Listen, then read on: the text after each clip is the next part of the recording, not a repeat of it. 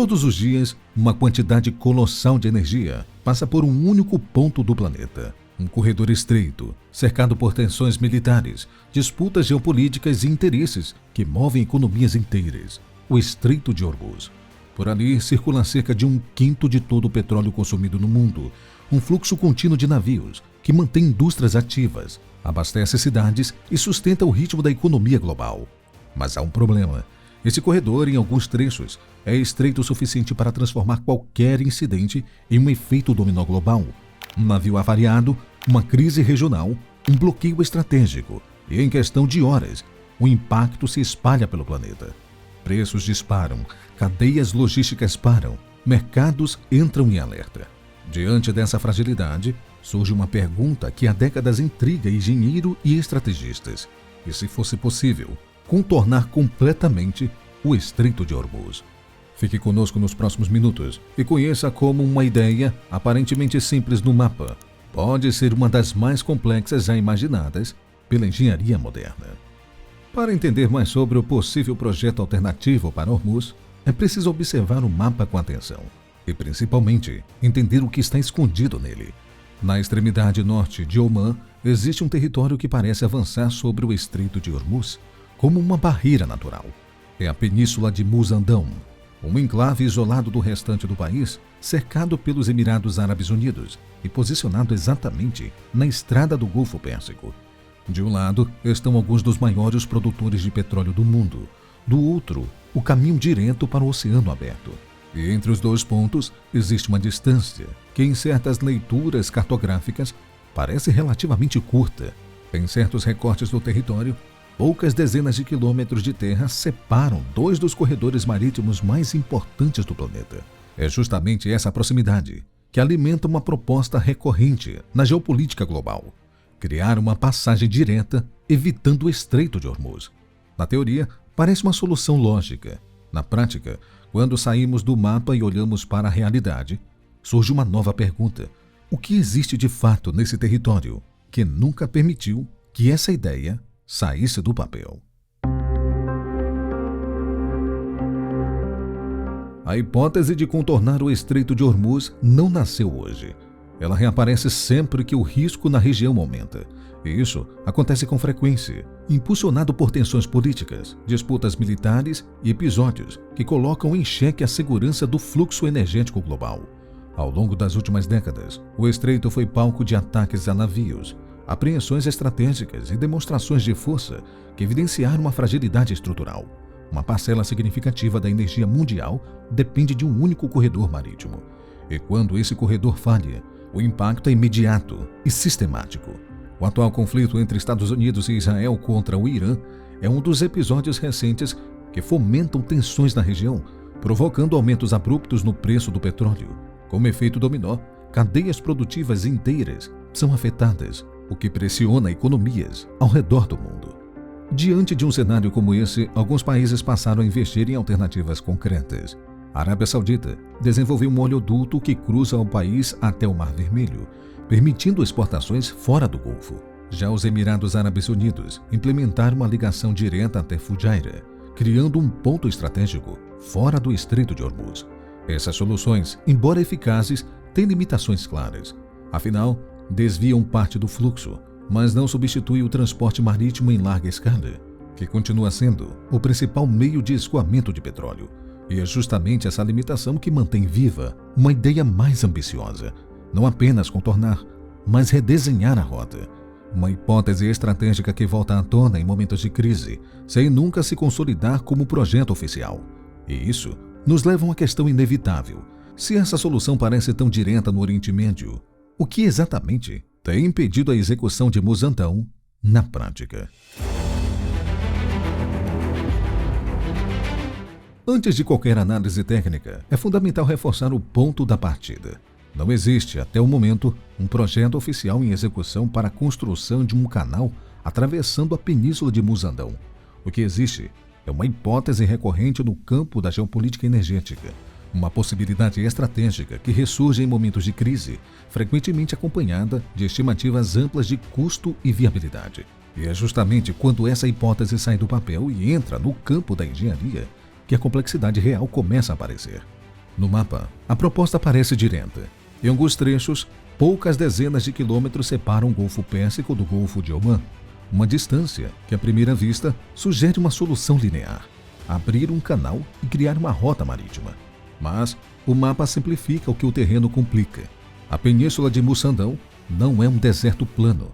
Ela integra o sistema das Montanhas Rajar, uma cadeia geológica formada por processos tectônicos intensos, compostos majoritariamente por rochas ígneas e estruturas resultantes de colisões entre placas ao longo de milhões de anos. Na prática, esse cenário se traduz em um relevo extremamente acidentado, com vales encaixados, encostas abruptas e picos que frequentemente ultrapassam 1000 metros de altitude. Em vez de areia, o que existe ali é rocha. Isso muda completamente a natureza da obra. Construir uma rota nesse ambiente significaria remover volumes gigantescos de material rochoso, em escala comparável a maiores operações de escavação do mundo. Mas a escavação é apenas o primeiro desafio. Para que esse projeto tivesse relevância estratégica, ele precisaria acomodar navios do tipo Very Large Crude Carrier, ou simplesmente VLCC, os maiores petroleiros em operação.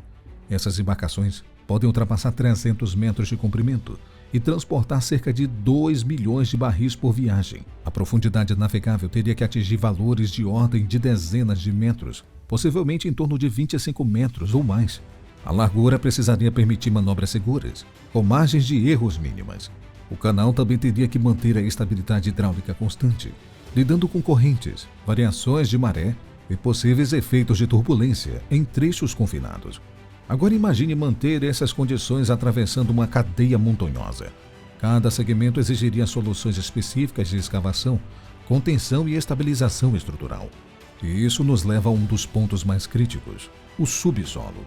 A região de Mussandão é resultado direto de eventos tectônicos complexos, incluindo processos de obducção e colisão continental, que geram empilhamentos de camadas rochosas, falhas e zonas de fraqueza estrutural. Ou seja, o terreno não é homogêneo e exigiria investigação geotécnica extremamente detalhada. E essa complexidade aumenta significativamente o risco da obra, porque uma estrutura desse porte não é apenas escavada, demanda funcionamento contínuo. Sedimentação, erosão das margens, instabilidade de encostas e necessidade de drenagem constante fariam parte da rotina operacional. Em outras palavras, não se trata apenas de construir uma passagem, mas de manter um sistema complexo ativo ao longo de décadas. E então surge a questão do custo. Sem estudos oficiais consolidados, qualquer número deve ser tratado como estimativa.